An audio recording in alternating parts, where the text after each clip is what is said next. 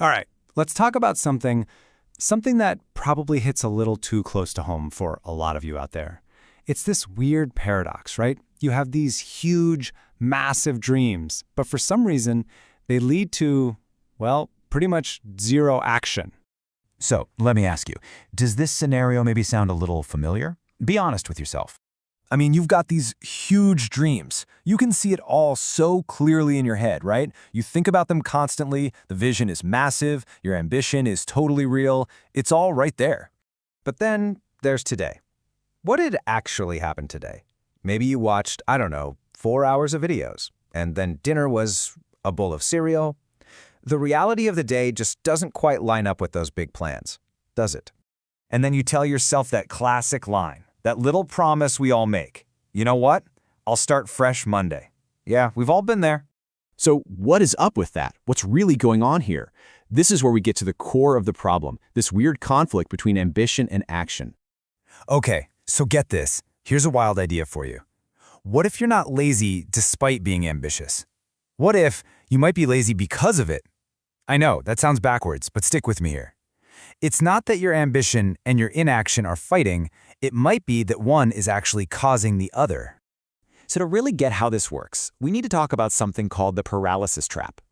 You know, most of the productivity advice out there, it just treats the symptom, not the actual disease. They'll tell you, just be more disciplined, or you need a better routine. But that's like putting a tiny Band-Aid on a huge wound. It totally misses the point. I love this quote. Ambition without a clear next action is just fantasy with a guilt tax. Think about that. When your goal is just this massive, vague thing, your brain doesn't see a plan. It sees a threat. So you end up living in this little fantasy world in your head, which sounds nice, but you're paying for it with this constant nagging feeling of guilt.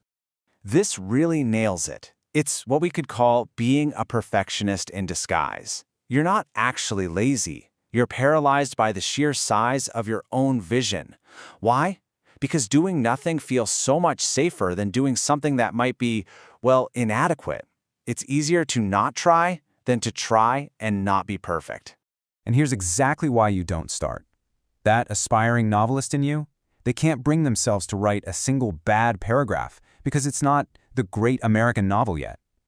The future entrepreneur, they can't be bothered to make their first $50 because it's not a million. See the pattern? The dream is just too precious to touch with messy, imperfect action. So, what's the fix? It's not about finding more motivation. Nope. The fix is to shrink the action. Shrink it down until it's so small it's almost laughable. Instead of work on the business today, how about open the laptop and write one sentence? Instead of start my fitness journey, just put on the shoes. That's it. You make the first step so ridiculously easy that your brain can't even come up with an excuse not to do it. But that still leaves a question, right? Why are we so terrified of being imperfect? Well, there's a much deeper reason for this. It turns out your brain is actually trying to be your secret protector. It's like an ego defense mechanism. Here's how it works. First, you've got the goal. It's huge. It's intimidating.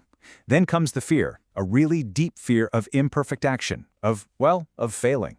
So what happens? Your brain goes into defense mode. It starts to manufacture laziness. You suddenly feel tired. You get distracted to protect your ego. And what's the result? The dream stays safe, it's untouched, perfect, still sitting there in your mind, because hey, you never really gave it a shot, right? And this all leads to that little phrase we tell ourselves, I could if I wanted to. Oh, that is such a comfortable lie, isn't it? It lets you keep your identity as someone with potential, without ever having to risk finding out if that potential is real. Now, this whole cycle of avoiding work, we often dress it up and call it rest. But that brings us to a huge lie we tell ourselves about what rest really is. Okay, think of it like a ledger. On one side you have recovering, and on the other you have deteriorating.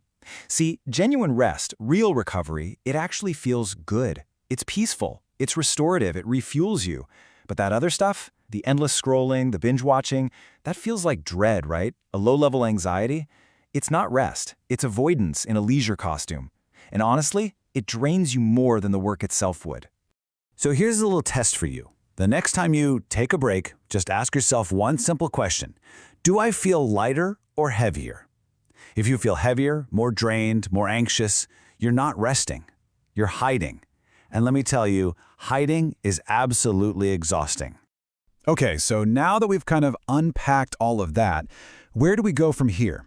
This brings us to the final and honestly the most important part, the smallest possible step. Let's just get really clear about what's going on.